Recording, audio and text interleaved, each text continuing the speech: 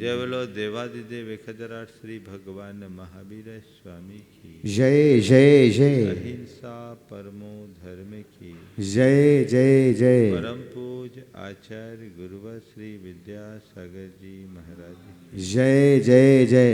पूज्य मुनिवर श्री प्रमाण सागर जी महाराज की, पूज्य मुनिवर श्री निर्वेक सागर संधान सागर जी महाराज की, समस्त मुनि संघ की नमोस्तु।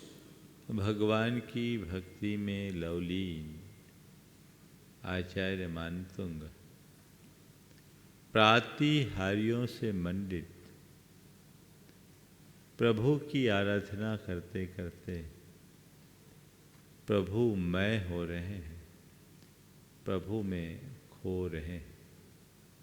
हे भगवान, आपके मस्तक पर शोभायमान मरकत मणि की आभा वाला वह अशोक वृक्ष, उसके नीचे विराजमान आप ऐसे प्रतिभाषित हो रहे हो मानो बादलों की ओट में कोई सूर्य प्रकट हो रहा। दिव्य मणिजटित सिंहासन पर विराजमान आपका रूप ऐसा प्रतीत हो रहा है मानो उदयाचल पर सूर्य अंगड़ाई ले रहा है। आपके दोनों ओर ढोरे जा रहे चंवर ऐसे प्रतीत हो रहे हैं कि स्वर्णमय सुमेरु पर्वत के दोनों ओर गंगा और जमुना की भांति दो निर्झर झर रहे। आपके ऊपर होने वाला आकाश का दुंदुभी नाद आपके जयगान का प्रतीक बना हुआ है और आपके ऊपर ऊर्ध्वमुखी मंदार, सुंदर नमेरु, संतानक आदि पुष्पों की वर्षा ऐसी हो रही है मानो आपके मुख से वचनों की पंक्ति झर रही। अब अगला क्रम है भगवान के भामंडल का। वो भामंडल कैसा है हम आगे पढ़ें, उससे पूर्व पहले छंद लें। शुंभत प्रभावलय भूरि विभा विभोस्ते,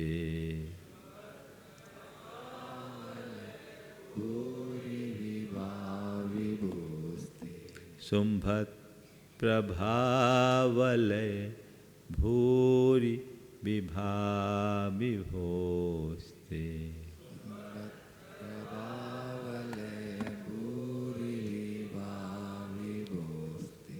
लोकत्रये द्युतिमतां द्युतिमाक्षिपन्ति,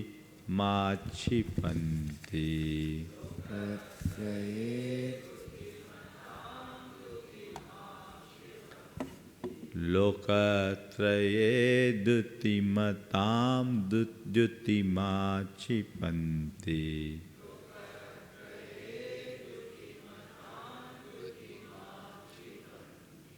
प्रोद्यत दिवाकर निरंतर भूरि संख्या, प्रोद्यत दिवाकर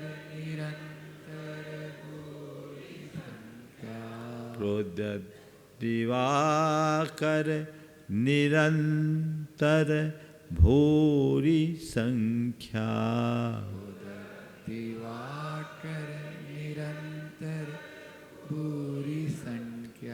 दीप्त्या जयत्यपि निशामपि सोम सौम्या, दीप्त्या जयत्यपि निशामपि सोम सौम्या, दीप्त्या जयत्यपि निशामपि सोम सौम्या, दीप्त्या जयत्यपि निशामपि सोम सौम्या।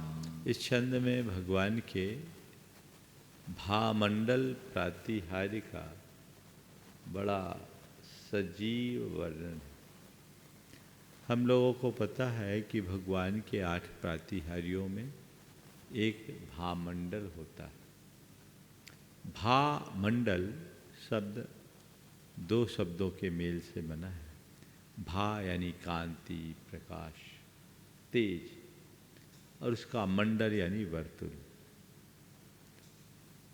भगवान का एक प्रातिहार है भामंडल, जिन्होंने प्रभा वलय भूरि विभा विभोस्ते कहा। भगवान के संपूर्ण शरीर का जो तेज होता है वर्तुलाकार, वो उनके चारों ओर फैलता है। इसे भामंडल कहा जाता है। ये अपूर्व तेज होता है। अकाल्ट साइंस के अनुसार प्रत्येक व्यक्ति और प्रत्येक वस्तु का अपना एक आभा मंडल होता है, जिसे आजकल ओरा के रूप में कहा जाता है। व्यक्ति या वस्तु, सामान्य व्यक्ति या सामान्य वस्तु का आभा मंडल सामान्य होता है, विशिष्ट जनों का विशिष्ट होता है, अच्छे का अच्छा और बुरे का बुरा होता है। हम जैसे व्यक्ति या वस्तु के संपर्क में होते हैं, उससे विकिरित होने वाले वैसे प्रभामंडल का हम पर वैसा प्रभाव पड़ता है। और इसमें जो जितना प्रभावी होता है, उसका उतना उस पर प्रभाव हो जाता है। जैसे किसी संत महात्मा के चरणों में हम जाते हैं, तो उनके दिव्य व्यक्तित्व के प्रभाव से प्रचंड क्रोधी व्यक्ति भी शांत हो जाता है। ये उनके प्रभा मंडल का, उनके आभा मंडल का प्रताप समझना चाहिए। लेकिन कभी कभी किसी ऐसे गुस्सैल या नकारात्मकता से भरे व्यक्ति के संपर्क में जाने के बाद सामान्य व्यक्ति के अंदर भी वैसे ही भाव होने लगते हैं। ये उस क्रोधी या नकारात्मकता से भरे व्यक्ति का प्रभाव है। किसी किसी स्थान पर जाने से हमारे मन में एक अलग प्रकार का उल्लास और उमंग प्रकट होता है, और किसी किसी स्थान में जाने के बाद मन में आवेग, उद्वेग या आलस्य जैसा भाव उत्पन्न होने लगता है। माने कहीं जाने से हमें सकारात्मक प्रेरणा मिलती है और किसी स्थान से हम नकारात्मकता से भरते हैं। ये सब वहाँ के उस आभा मंडल का प्रताप समझना चाहिए।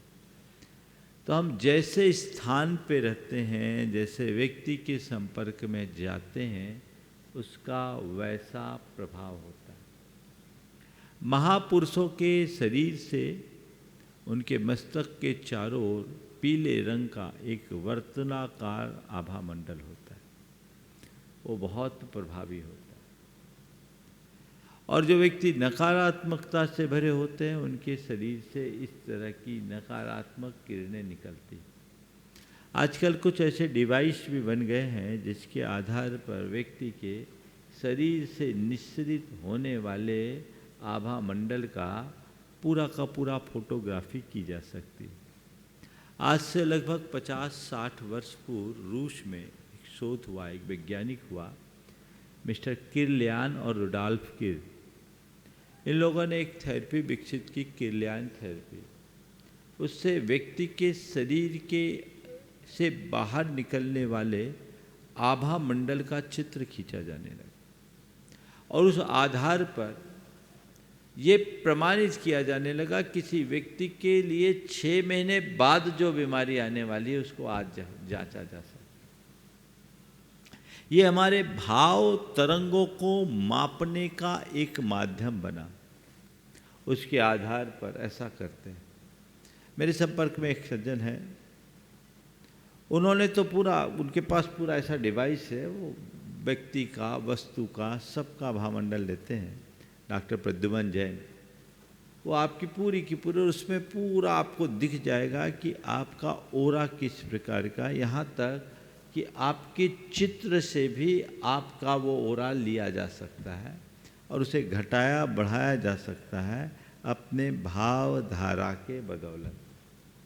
तो ये व्यक्ति के व्यक्तित्व को मापने का एक माध्यम भी बनता है। ये हमारी भाव धारा को प्रकट करने का एक माध्यम है, जिसे आभा मंडल के रूप में कहा जाता है। सामान्य जनों का जो है ये आभा मंडल है, जो घटता बढ़ता रहता है, लेकिन भगवान का एक प्रातिहार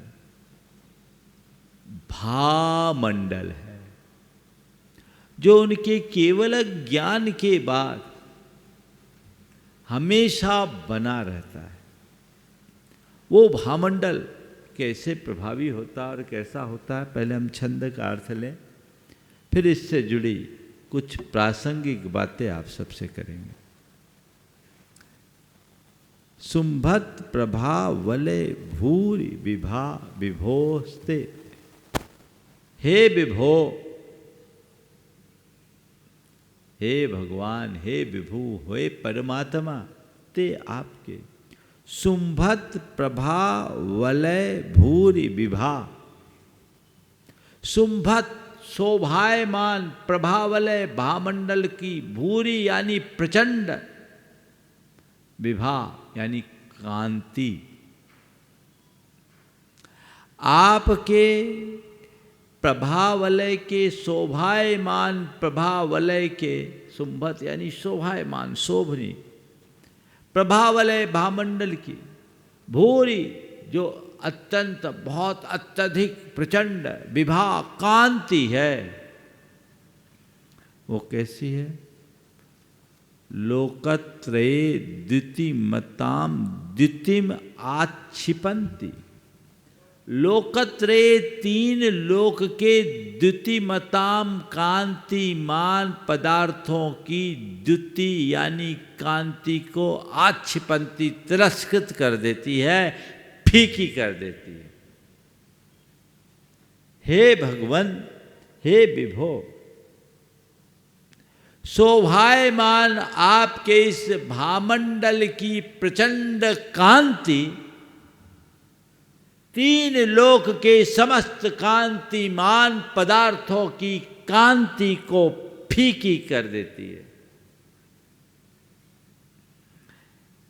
कैसे? साधारण प्रोद्यत दिवाकर निरंतर भूरि संख्या दीप्त्या अपि जयति। प्रोद्यत दिवाकर उगते हुए सूर्य, कैसे? एक दो, भूरी संख्या,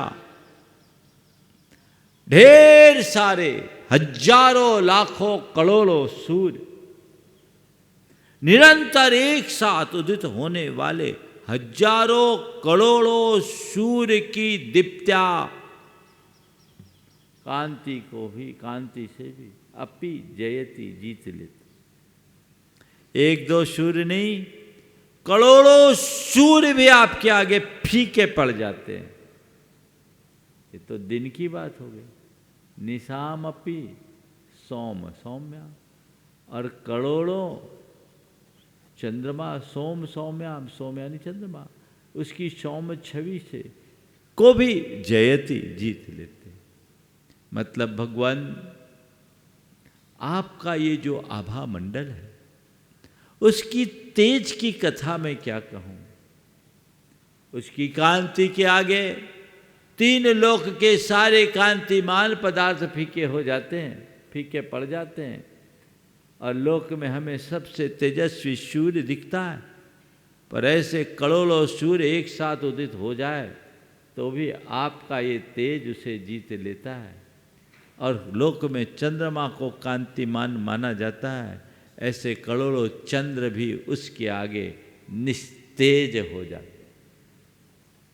जगत के सारे कांतिमान पदार्थ फीके पड़ते हैं भगवान के इस आभा मंडल से। इसके कुछ विशेष बातों को समझिए। भगवान का जो भामंडल होता है वो किसी धातु का बना हुआ नहीं होता, ये उनके परम औदारिक दिव्य शरीर से निश्रित होने वाले किरणों का बर्तुल है। भगवान का शरीर बड़ा तेजस्वी होता है, वो हमारे आपके समान सामान्य शरीर नहीं होता। हमारे आपका ये जो स्थूल शरीर, इसको औदारिक शरीर कहते हैं, उनका शरीर परमौदारिक होता है। परमौदारिक मतलब ध्यान के तेज के प्रताप से उनके शरीर का सारा विकार नष्ट हो जाता है, वो निर्विकार होता है, इसलिए वो स्फटिक की तरह तेजस्वी हो जाता है, पारदर्शी और तेजस्वी। शास्त्रीय शब्दों में यदि कहें तो उनका शरीर निगोदिया जीवों से रहित हो जाता है। शास्त्र में कहा शुद्ध स्फटिक संकाशम तेजो मूर्तिमयम बपु जायते क्षीण दोषस्य सप्त धातु विवर्जितम। भगवान की ये काया स्फटिक की तरह पारदर्शी और तेजमय हो। आपके शरीर का तेज करोड़ों करोड़ों सूर्य और चंद्रमा के तेज से भी ज्यादा। ध्यान का प्रताप, तेजस्वी महान आत्माओं का ये तेज प्रकट होता है। और इसमें देखो दो बातें कही, सूर्य करोड़ों सूर्य के तेज से भी अधिक, पर आपके शरीर, और फिर कह रहे निशाम अपि सोम सौम्य, चंद्रमा की शीतलता से भी अधिक शीतलता है। मतलब क्या?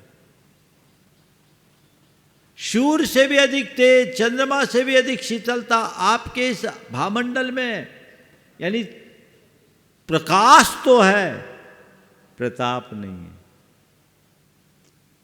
सूर्य से भी आगे हैं आप। सूर्य में तेज भी है, ताप भी है। अब थोड़ा सोचो, भगवान अगर सूरज की भांति तेजस्वी और प्रतापी होते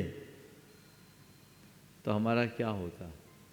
एक ही सूरज की तेजी को हम नहीं सह पाते तो करोड़ों सूर्य में तो क्या होता? भस्म ही हो जाते। भगवान आप में वैसा तेज तो है पर ताप नहीं, चंद्रमा की तरह शीतल। ये विशेषता है। इसमें मुझे एक बात और दिखती है, भगवान के तेज का, भगवान के भामंडल की कांति का जब विचार करे तो किससे करे? लोक के जितने भी तेजस्वी पदार्थ हो उनसे करे। तो हमारे पास है क्या? सूरज और चंद्रमा है। जब सूरज और चंद्रमा को सामने ला के रखा, बोले ये तो आपके आगे बहुत थोड़े, एक नहीं करोड़ों हो जाए तो भी आप उससे भी तेज हो। इसका सीधा अर्थ है भगवान के भामंडल का प्रताप कुछ ऐसा होता है कि लोक के सारे तेजस्वी पदार्थ भी उसके आगे निस्तेज हो जाते हैं। ऐसी कांति, ऐसा दिव्य प्रकाश आप में पाया जाता है। जैन शास्त्रों के अनुसार भगवान के भामंडल में इतना तेज होता है कि दर्शक अपने 3 अतीत के, 3 भविष्य के और 1 वर्तमान के ऐसे 7 भवों का दर्शन कर लेता है। भगवान के उस भामंडल में हमें हमारे 7 भव दिखते हैं। आप सोच सकते हैं, लगता होगा इससे भामंडल में 7 भव कैसे दिखेंगे? इसमें तो लगता है कुछ अतिरंजना या अतिशयोक्ति जैसी लगता है, लेकिन नहीं, इसमें कोई अतिरंजना नहीं। इसमें कोई अतिशयोक्ति जैसी बात नहीं। ये सब हमारी चेतना के घनीभूत होने का परिणाम है। आप अपने अनुभव को देखिए, अतीत के जन्मों की बात तो जाने दीजिए, इस जन्म में घटित हुई जितनी भी घटनाएं हैं, होश संभालने के बाद की भी बात करूं कितनी याद है। होश संभालने के पहले की बात तो याद ही नहीं, लेकिन होश संभालने की बात भी है तो बहुत थोड़ी बातें याद आती। लेकिन कभी कभी कोई ऐसा प्रसंग या परिस्थिति निर्मित हो जाती जिससे हमारी चेतना एकदम से घनीभूत हो जाए, और चेतना के घनीभूत होते ही क्या होता है, हमें बहुत सारी बातें याद आने लगती है, हमारे स्मृति पटल पर उभर जाती है। होता है कि नहीं होता? तो चेतना के घनीभूत होने से हमारी स्मृतियाँ जागती है और हमारी चेतना किसी निमित्त विशेष के घटने पर घनीभूत होती है। जैन शास्त्रों में इसे ही जाति स्मरण के नाम से जाना जाता है। जाति स्मृति या जाति स्मरण ये केवल जैन साधना में प्रयुक्त शब्द है। अतीत के जन्मों की स्मृति किसी किसी को अचानक किसी निमित्त के होने पर हो जाती, वो अनेक भावों की हो सकती। आज भी पुनर्जन्म विषयक अनेक घटनाएं आती है।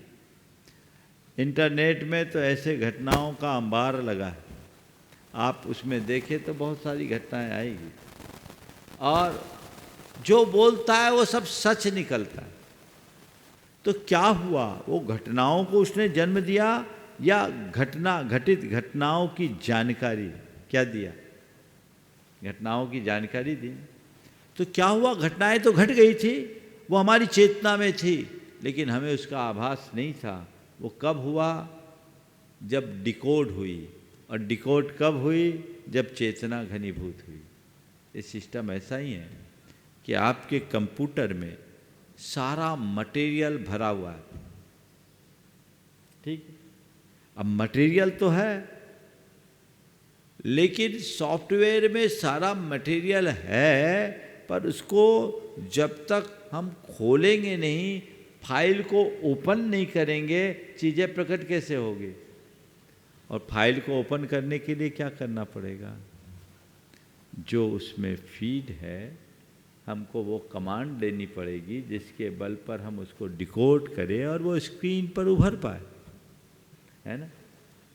तो वही चीज़ें हमारे साथ होती है, वो जुड़ती है जब हम वैसा उसको डिकोड करने में समर्थ होते।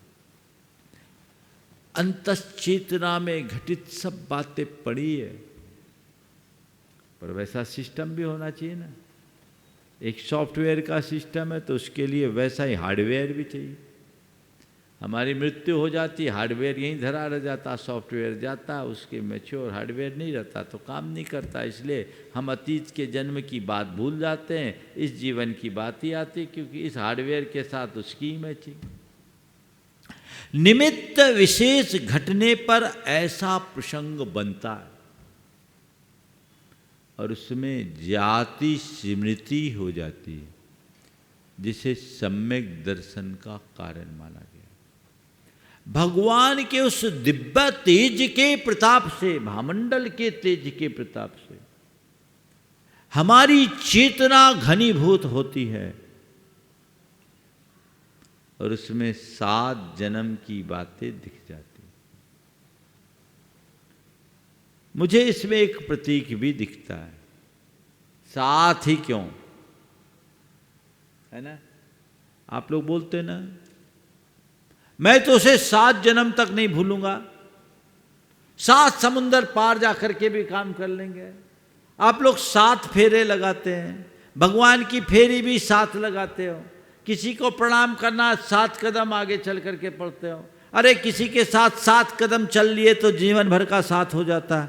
ये सब जगह सात सात सात सात, ये सात का क्या माजरा है?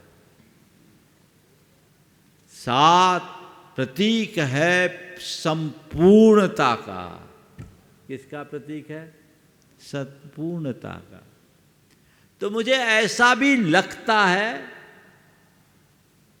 कि 7 जन्म का ज्ञान हो, उसमें मुझे संशय नहीं है, पर अगर इसे प्रतीकात्मक रूप में लिया जाए तो 7 का मतलब भगवान के उस दिव्य तेज में व्यक्ति अपने जीवन को संपूर्णता से जान लेता है, अपने समग्र जीवन को जान लेता है, और यही उसके जीवन की एक दिव्य उपलब्धि होती। इस तरीके से इन्हें देखा जा सकता है। तो आगे बढ़ानी है, आज पूरे प्रातिहार्यों को पूर्ण करना है। तो ये भामंडल रूप प्रातिहार है। अब इसके बाद है दिव्य ध्वनि, भगवान की वाणी, भगवान का उपदेश। हम आप सब जो बोलते हैं, हमारी आपकी वाणी होती है। भगवान की वाणी ध्वनि में परिवर्तित है, वो दिव्य ध्वनि कहलाती है। वो कैसी है देखिए।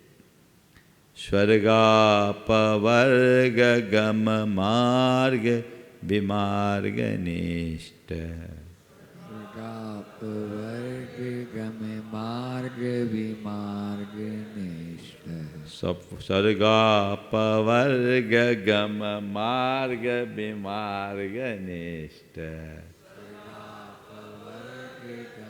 मार्ग विमार्ग निष्ठ, सद्धर्म तत्व कथनैक पटुस्त्रिलोक्या, सधर्म तत्कथनैक पटुस्त्रिलोक्या, सद्धर्म तत्व कथनैक पटुस्त्रिलोक्या, सधर्म तत्कथनैक पटुस्त्रिलोक्या, दिव्यध्वनिर्भवति ते विशदार्थ सर्व, दिव्यध्वनिर्भवति ते विशदार्थ सर्व, दिव्यध्वनिर्भवति ते विशदार्थ सर्व, दिव्यध्वनिर्भवति ते विशदार्थ सर्व,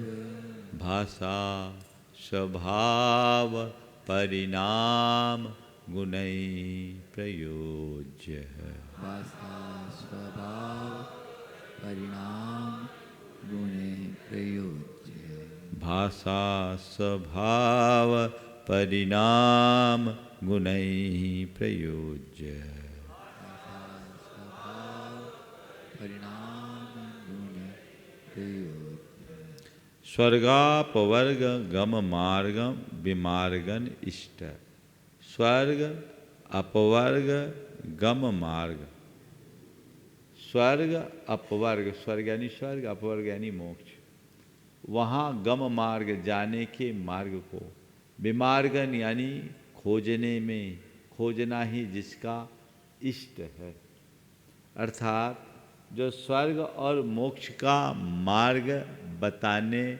वाली है। सद्धर्म तत्व कथनैक पटु त्रिलोक्या, त्रिलोक्या 3 लोक में सद्धर्म तत्व, सद्धर्म के तत्व को कथन करने में एकमात्र पटु यानी सक्षम है, जो 3 लोक में धर्म के तत्व को प्रतिपादित करने में अकेले सक्षम है। ऐसी ते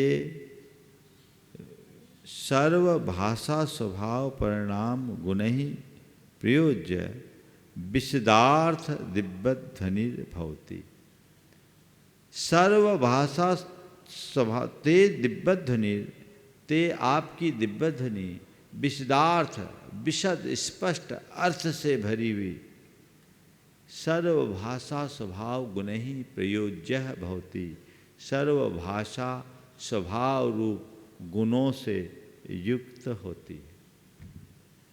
भगवान की जो वाणी है स्वर्ग और मोक्ष के मार्ग को बताने वाली है, सद्धर्म के तत्व का प्रतिपादन करने में समर्थ है और स्पष्ट अर्थों से भरी सर्वभाषा स्वभावी। देखिए, भगवान की वाणी को ध्वन्यात्मक कहा, ध्वनि, दिव्य ध्वनि कहते हैं। क्या कहते हैं? ध्वनि। शब्द और ध्वनि में अंतर है। शब्द भाषात्मक होते हैं। हम जो बोल रहे क्या बोल रहे? शब्द। भाषा के अर्थ सीमित होते हैं, लेकिन ध्वनि अभाषात्मक होती है, उसका अर्थ अति विस्तीर्ण होता है। भगवान की दिव्य ध्वनि निरक्षरी ओंकारात्मक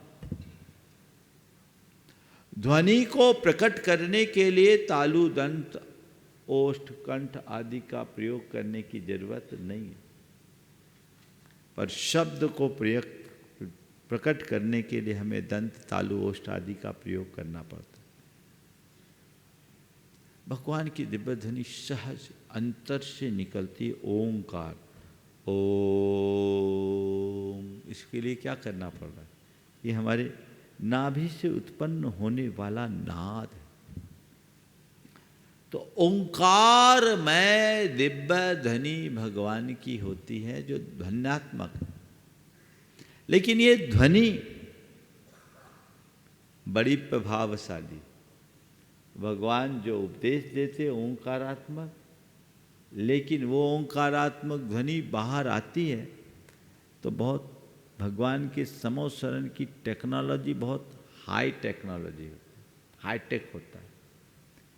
वो बाहर आते ही सर्वभाषा स्वभावी हो जाती। आप लोग बोलते हैं 10 महाभाषा समेत लघु भाषा 7 शतक सुचेत। 18 महाभाषा और 700 क्षुद्र भाषाओं में परिवर्तित हो जाती होती। इसको कौन परिवर्तित करते हैं? वहाँ भगवान का जो माइक सिस्टम है ना, मागध जाति दिके देव करते हैं। समझ गए? तो 18 महाभाषा और 700 क्षुद्र भाषाओं में परिवर्तित सब कन्वर्ट होते हैं। आज तो टेक्नोलॉजी है, आप एक कमांड में आप कोई भी बात को, भाई हमारी हिंदी के प्रवचन को आप जिस भाषा में सुनना चाहें, आपको गूगल में एक कमांड देना होगा, आपको वो ऐसा सुना देगा। ये टेक्नोलॉजी आ जाए, ये टेक्नोलॉजी भगवान के काल में भी। तो सर्वभाषा स्वभावी है। और कहाँ तक जाता है? 1 योजन तक। कितने? 4 कोस तक, कहीं कोई डिस्टरबेंस नहीं। ओंकारात्मक ध्वनि। इसलिए जैन धर्म में ओंकार की बड़ी महिमा है। भगवान की वाणी ओंकार में है, इसलिए ओम को सर्व वांग्मय का आधार माना जाता है। ओंकार को द्वादशांग का आधार माना जाता है। जब ओम बोलते हैं तो ओम को पंच परमेष्टि का आधार मानते हैं। हमारे मूल आराध्य पंच परमेष्टि अरहंत का अ, सिद्ध अशरीरी होते उनका अ, आचार्य का आ, उपाध्याय का उ और मुनि का म मिला दें तो ओम बन जाता है। ओम करते ही पंच परमेष्टि आ जाता है। ओंकार की जब बात करते तो अधोलोक का अ, ऊर्ध्वलोक का उ और मध्यलोक का म मिला देने से ओम बन जाता है। तो ओम में 3 लोक प्रकट हो जाते। ये ओंकार। तो ऐसी ओंकारात्मक दिव्य ध्वनि सर्व भाषा स्वभावी हो जाती है।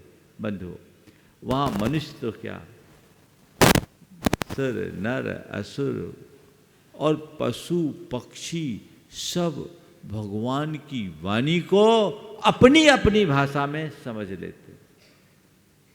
ये उनकी दिव्य ध्वनि का प्रभाव है। अब अगला, भगवान जब विहार करते हैं तो उनके चरणों में कमल खिलते हैं। यद्यपि ये उनके प्रातिहार्य में नहीं है, लेकिन यह भी उनका एक विशिष्ट वैभव है। वो क्या है?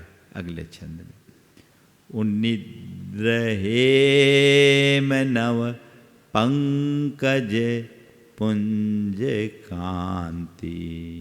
उन्निद्र हेम नव पंकज पुंज कांति।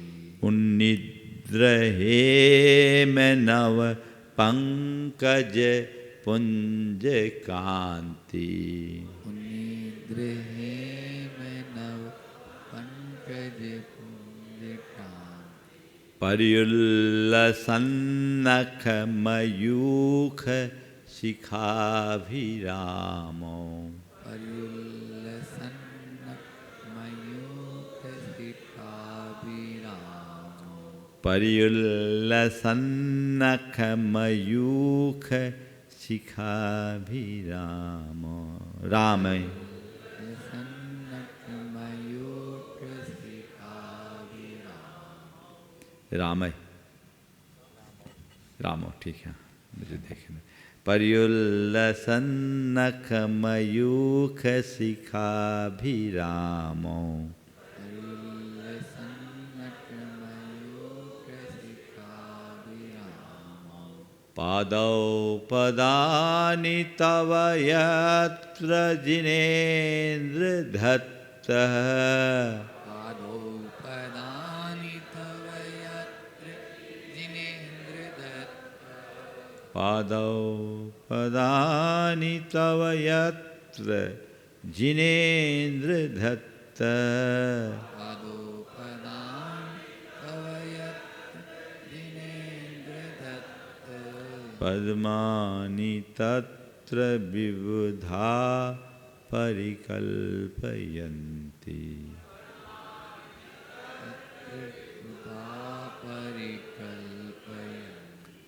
पद्मानि तत्र विबुधा परिकल्पयन्ति। पद्मानि विबुधा। ऐसा कहा जाता है जब भगवान विहार करते हैं तो विहार करते समय भगवान के प्रत्येक कदम पर देवता लोग स्वर्ण कमल खिला देते हैं। स्वर्ण के कमल खिलते हैं और वो 225 कमलों की पंक्ति होती है। एक पूरा वर्तुल बनता है, 7 आगे 7 आगे पीछे और मध्य में एक। ऐसे 15 कमलों की आपके 15 पंक्तियाँ होती है तो 225 कमल खिलते हैं। तो 225 कमल चारों तरफ खिलते हैं और उससे 4 अंगुल ऊपर अधर में भगवान चलते हैं। वो कमल का रूप क्या है? उन्नीद्र हेम नव पंकज पुंज कांति। उन्नीद्र जागे हुए, नव पंकज एकदम खिले हुए कमलों के पुंज यानी समूह की, हेम कांति स्वर्णमय कांति। कैसी? पर्युल्लसन्नख, पर्युल्लसन नख मयूख शिखाभिरामो। आपके वो कांति जो ऊपर की ओर उठ रही है और आपके नख शिखा, आपके नाखूनों के ऊपर की कांति से जो रिफ्लेक्ट होकर अत्यंत अभिराम शोभायमान हो रही है। नख कैसा होता है? लाल लाल होता है ना, तो एकदम लाल लाल कमल की तरह, कमल की कांति और नख की कांति एक दूसरे से रिफ्लेक्ट हो रही। भगवान का जो हस्ततल और पदतल होता है ना, एकदम कमल की तरह लाल होता। और ज़्यादा कहने की ज़रूरत नहीं, गुरुदेव के हाथ पैर को तो अपन ने देखा ही है, उसी से अनुमान लगा लो वो कैसा हो। तो एकदम लाल।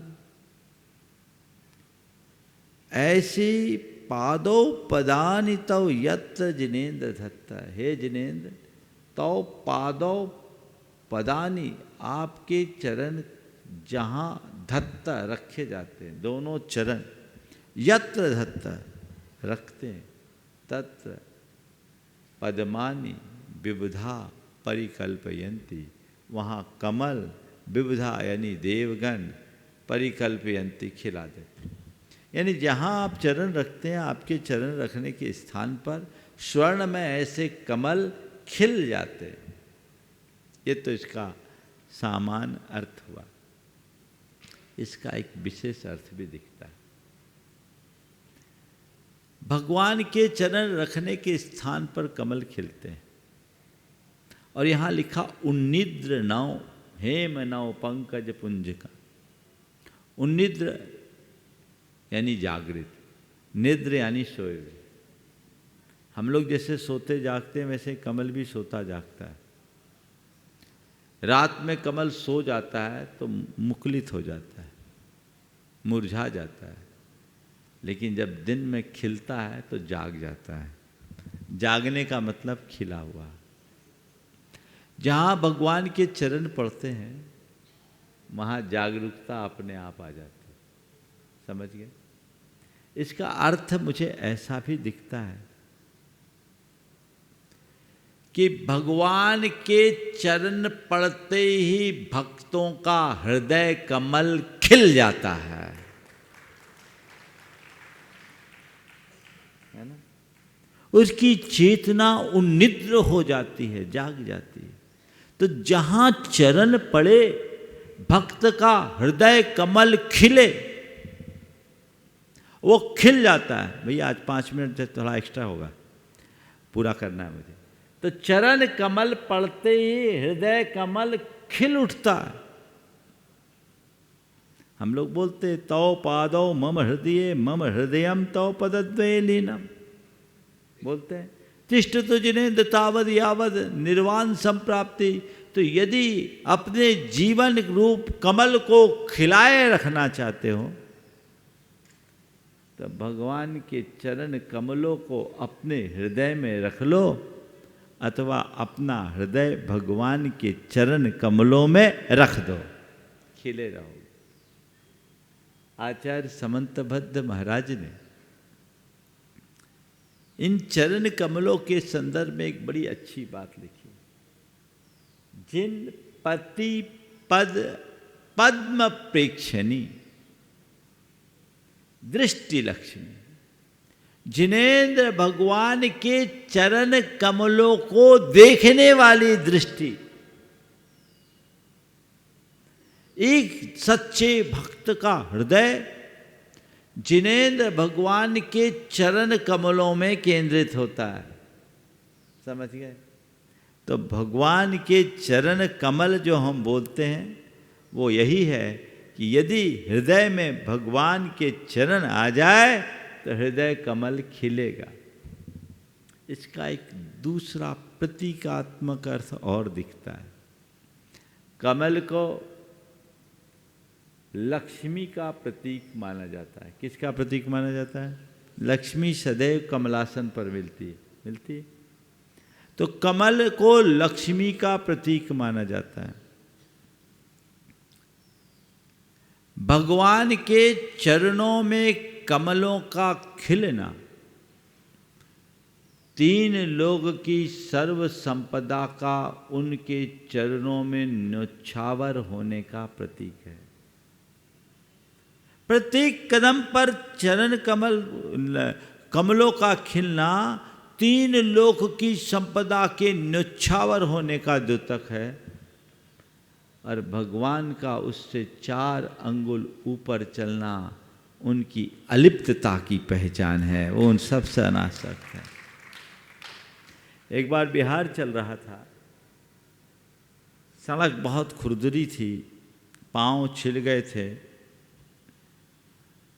गए थे और खून आते थे। गुरुदेव के साथ हम भी चल रहे थे, गुरुदेव के भी पैर छिले, हमारे भी पैर छिले, प्रत्येक कदम पर खून। हमने ऐसे ही कहा, गुरुदेव तीर्थंकरों का सिस्टम बहुत अच्छा है। बोले क्या? तीर्थंकरों का सिस्टम बहुत अच्छा। बोलो क्या? हमने कहा उनके लिए कमल खिल जाते हैं। तीर्थंकरों का सिस्टम बहुत अच्छा है। बोले क्या? हमने कहा उनके लिए कमल खिल जाते हैं। गुरुदेव ने विनोद में कहा 4 अंगुल ऊपर चलने की क्षमता ले आओ, तुम्हारे लिए भी खिल जाएंगे। पर चलो, भगवान के चरणों में सारा वैभव न्योछावर होता है, लेकिन फिर भी भगवान उनसे अलिप्त होते हैं। गुरुदेव ने एक हाइकू लिखा, अनुचरा हो लक्ष्मी यदि उधर न देखो, क्या है? बोल रहा हूं मैं। अनुचरा हो लक्ष्मी यदि उसे ना देखें, थोड़ा बोलना अच्छा है, थोड़ा सा भूल रहा हूं। माने सारे 3 लोक का वैभव तुम्हारे चरणों में आए, यदि तुम उस तरफ न देखो, भगवान उन्हें नहीं देखते, इसीलिए वो वैभव उनके चरणों में न्योछावर होता है। आखिरी पद और, इत्थम यथा तव विभूतिरभो जिनेन्द्र, इत्थं यथा तव विभूतिर्भूतिनेन्द्र, इत्थम यथा तव विभूतिरभो जिनेन्द्र, इत्थं यथा तव विभूतिर्भूतिनेन्द्र, धर्मोपदेशन विधौ न तथा परस्य, विधो न तथा परस्य, यादिक प्रभादिनकृतः प्रहतान्धकारा, यादृक्प्रभादिनकृतः प्रहतान्धकारा, तादृक् कुतो ग्रहगणस्य विकासिनोऽपि, तादृक्कृतो ग्रहगणस्य विकासिनो। हे भगवान, इत्थम इस प्रकार धर्मोपदेशन विधौ, धर्मोपदेश के समय, हे जिनेन्द्र, यथा तो विभूति अभूत, जिस तरह की आपकी ये अशोक वृक्ष से लेकर चरण कमलों में पुष्पों के खिलने तक की बात, ऐसी जो विभूति तो अभूत आपकी हुई, न तथा परस्य, वैसा किसी और का हमने नहीं देखा।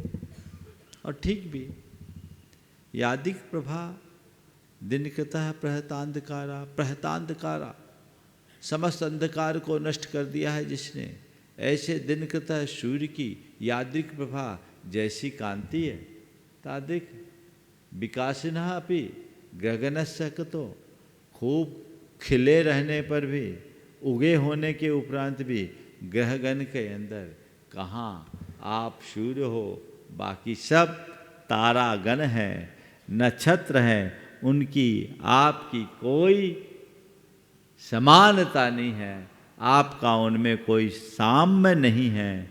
आप महान हो, आप लोकोत्तर हो, आपकी महिमा लोकोत्तर है, आपसे श्रेष्ठ इस धरा पर और कोई दूसरा नहीं है। इसलिए प्रभु मैं आपके चरणों में हूँ, क्योंकि आपके बराबर और कोई दूसरा नहीं है।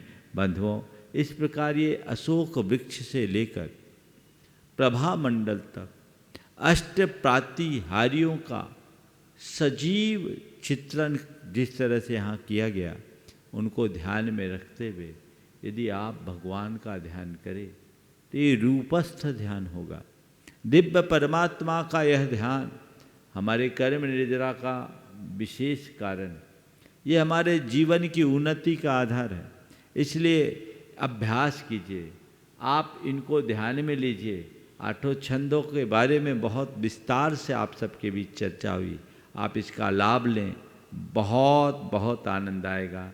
यह अशोक वृक्ष धृति का प्रतीक है, सिंहासन हमारे मति संकल्प का द्योतक है, चंवर हमारी कीर्ति का द्योतक है, छत्र कांति का प्रतीक है, दुंदुभि बुद्धि का प्रतीक है, बौद्धि चातुर्य भगवान की इस देव दुंदुभि से प्रकट होता है, पुष्प वृष्टि लक्ष्मी का द्योतक, दिव्य ध्वनि विद्या का प्रतीक है, और प्रभा मंडल हमारी मेधा, हमें मेधावी बनाता है, उसका प्रतीक, और भगवान के चरणों में खिलने वाले स्वर्ण कमल सब रिद्धि सिद्धियों का प्रतीक समझना चाहिए। ऐसा आप नियमित अपने अभ्यास में लेंगे तो आपको बहुत आनंद आएगा। समय आप सबका हो गया, यहीं पर विराम। बोलिए परम पूज आचार्य गुरुवर श्री विद्यासागर जी महाराज।